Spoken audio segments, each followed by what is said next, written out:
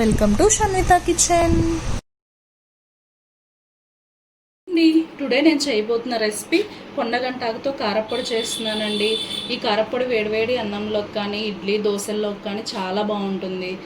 కావాల్సిన ఇంగ్రీడియంట్స్: ఒక కప్పు పొన్నగంటాకు, ఒక 15 ఎండుమిర్చి, ఒక స్పూన్ ధనియాలు, ఒక స్పూన్ మినపగుళ్ళు, ఒక 2 టేబుల్ స్పూన్ పచ్చివేరుశనగపప్పు, ఒక స్పూన్ జీలకర్ర, హాఫ్ స్పూన్ మెంతులు, 1 స్పూన్ నువ్వులు, ఒక చిన్నులపాయ, కొంచెం చింతపండు, సరిపడా అంత ఉప్పు. ప్రాసెస్ చూద్దాం. ముందుగా పొన్నగంటాకుని వాష్ చేసుకొని నేను 3 అవర్స్ ముందే ఆరబెట్టుకున్నానండి. ఎందుకంటే ఇది పొడి పొడిగా బాగుంటుంది ఇట్లా చేసుకుంటే. పక్కన స్టవ్ మీద ప్యాన్ పెట్టుకొని పొన్నగంటాకుని వేసుకోవాలి. బాగా క్రిస్పీ అయ్యేంత వరకు వేయించుకోవాలి. ఈ పొన్నగంటాకు చాలా మంచిదండి. విటమిన్ ఏ, విటమిన్ సి కూడా ఉంటాయి వీటిల్లో. కళ్ళకు కూడా చాలా మంచిది. మీరు తప్పకుండా ట్రై చేయండి. ఇలా క్రిస్పీగా వేయించుకోవాలండి. తర్వాత ప్లేట్లోకి సర్వ్ చేసుకోవాలి. అదే ప్యాన్లో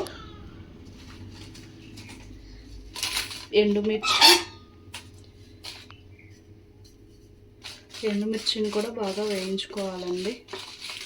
ఇవి కొంచెం వేడైన తర్వాత పచ్చివేరుశనగపప్పు, ధనియాలు, మినపగుళ్ళు, మెంతులు,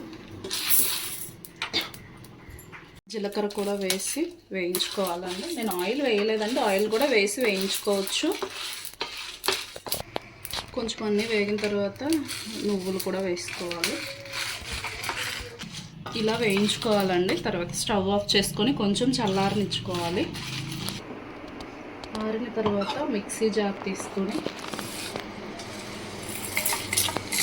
ఇవన్నీ ఇలా మిక్సీ వేసుకోవాలండి. తర్వాత కొంచెం చింతపండు, సరిపడంత ఉప్పు, వెల్లుల్లి రెబ్బలు,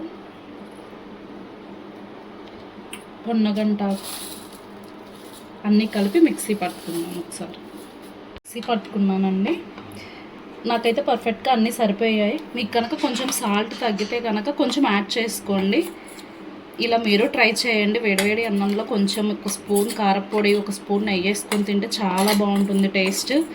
మీరు ట్రై చేసి తప్పకుండా ఎలా ఉందో చెప్పండి. Thanks for watching. Like, share and subscribe.